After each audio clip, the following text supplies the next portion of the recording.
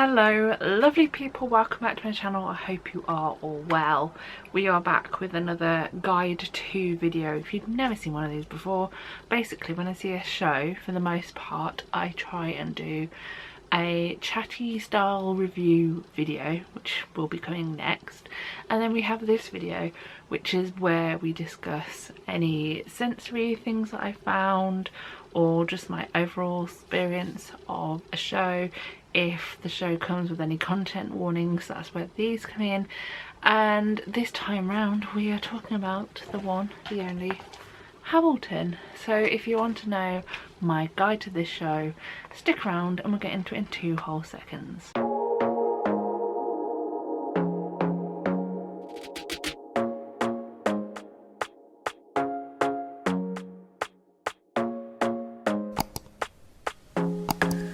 Now I feel like I should preface this with the fact that I went to go and see the tour version of the show. However, from memory, and this is a long memory because I haven't been to see it in London for a long time, it is pretty much exactly the same in both productions. It's just the tour one is touring and the other one is static. I hope that makes sense. In recent videos I've done like a vlog style snippet.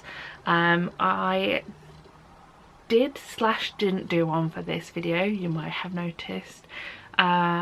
Mainly I was thinking about doing my little video that I do for each show for TikTok, which is obviously in portrait, and I forgot to film anything in landscape for this video apart from I think the view from my seat, which I'm going to stick here because why not. But yeah, if you want me to continue doing little landscape vlogs, then let me know. If you just want me to leave that little bit alone and just do a TikTok video, which I suppose I could turn into a short, but I don't know how they work, then yeah, let me know. Also I am at the moment trying to do a video, some short video for TikTok and also for Instagram. However, in the Instagram ones you get a little cheeky catch-all sensory warnings, which is basically what I'm doing in these, but just in writing. So yeah, go and check them out. If I remember, because I never do, I will leave all social media down below. But into the actual video. So I went to see the tour version. I went to the Hippodrome. I actually did a 2-show day in Birmingham, which is rare. And during that 2-show day I went to see something in the afternoon, which I've already talked about, and then I came to the Hippodrome in the evening. What I didn't consider, however, is the first thing that I need to point out. This show is 2 hours and 45 minutes, including a 15-minute interval, approximately. Obviously sometimes things are out of the hands of the theatre gods and there is maybe a show stop or whatever. Obviously if that is going to happen, the show will be longer than the running time because the show stops, but you catch my drift. So I sat down in my seat about 7:15. I then stayed in my seat for a very long time. It isn't a slow paced show and it's not like you're waiting for the ending to happen, but it is quite long and it is something to consider, especially if you are someone who can't sit for long periods of time. It's just something to be aware of. In relation to the theatre, I sat towards the back of the stalls. I was very last minute in my decision to book this ticket, and by the time I booked, all the relatively cheap tickets had gone and I was left with a short amount of seats to pick at, which weren't a ridiculous amount of price, which is a story for a different day we're going to have to get into, because some tour tickets nowadays are ridiculous. But where I chose to sit was in row T of the stalls in the Hippodrome, there was not really an overhang issue. I saw pretty much everything. I may have missed a little bit on the one edge, because obviously if you've never seen Hamilton, there is the ground level and then there is a level above which goes over the 3 sides, which are used for various things. Most of the time the actors are only doing choreography which is the same as base level, but there's occasional moving of characters, and in the one far corner on essentially on my side of the stage I missed. Not a massive problem, but it's something that I experienced, and this is all about my experience, so there we are. Finally, in relation to the Hippodrome itself, I know the Hippodrome quite well. I've sat on both levels, I've sat in various areas in both levels.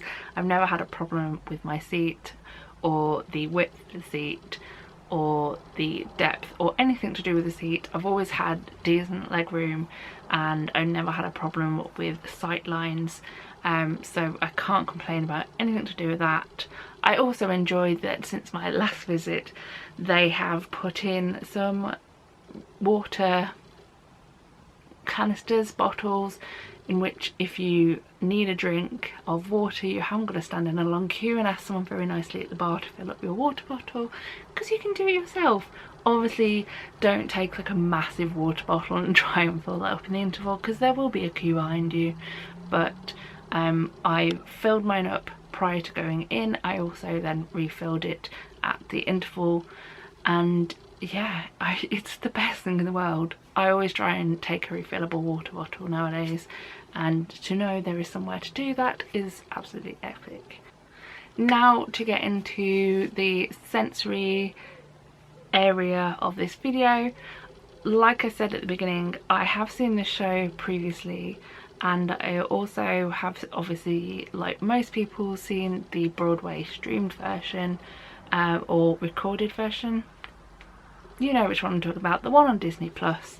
So I didn't have as many problems with the show as I would if I was going to it brand spanking new. Most sound effects and noises come within the music of a song. So obviously with this show having talk about many battles and many wars, you will see the visibility of guns.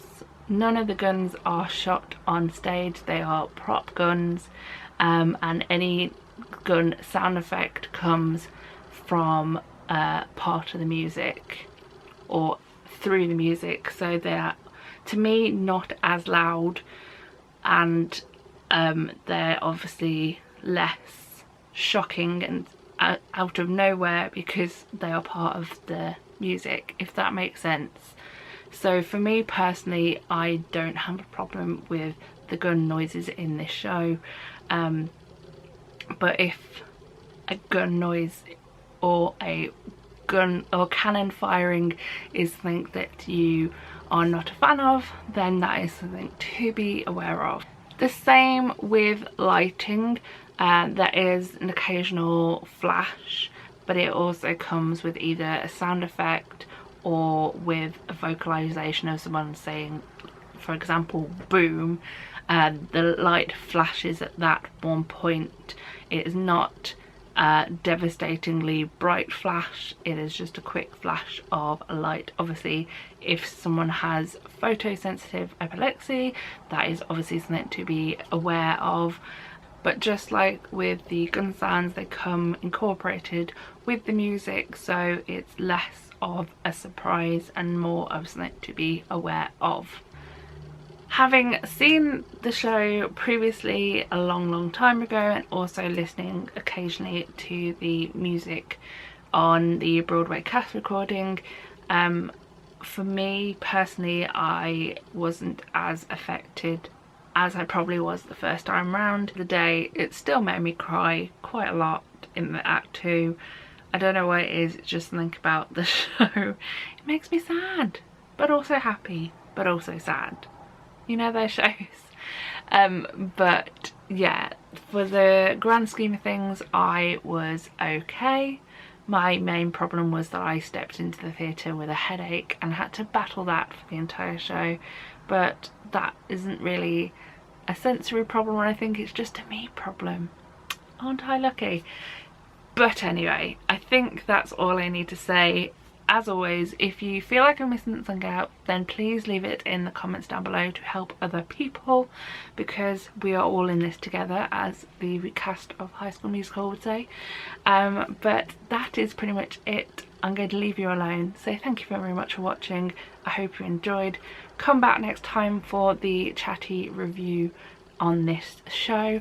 But all that's left to say, as usual, I love you all lots. Thank you for watching. See you later. So long, farewell, auf Wiedersehen, and adieu. Bye.